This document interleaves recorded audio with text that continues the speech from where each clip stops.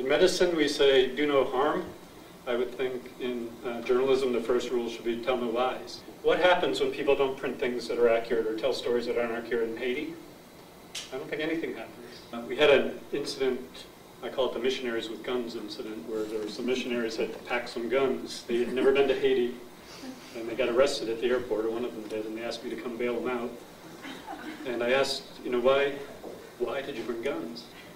And the answer, the guy who was arrested said, well, we saw the television.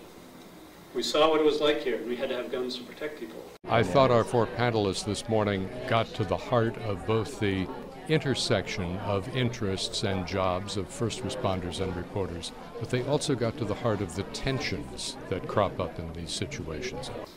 My experience with the reporters is almost nil.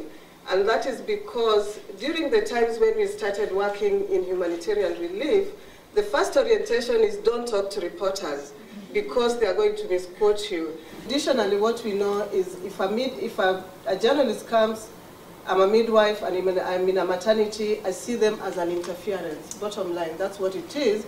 And I see them as people who are going to misreport or expose my patients unnecessarily. The news is really, it's not an action movie.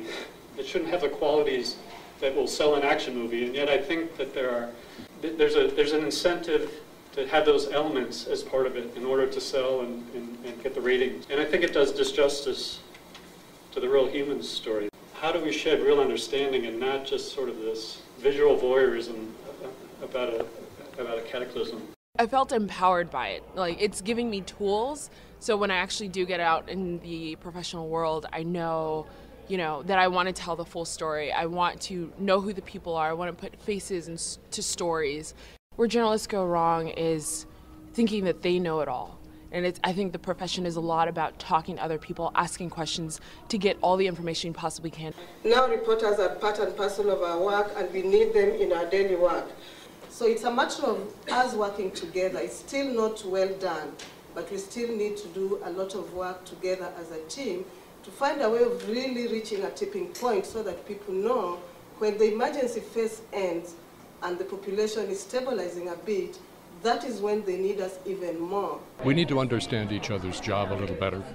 In an emergency situation, in a crisis situation, there are a lot of pressures being exerted on it. An important point and part of the reason we're holding this conference today.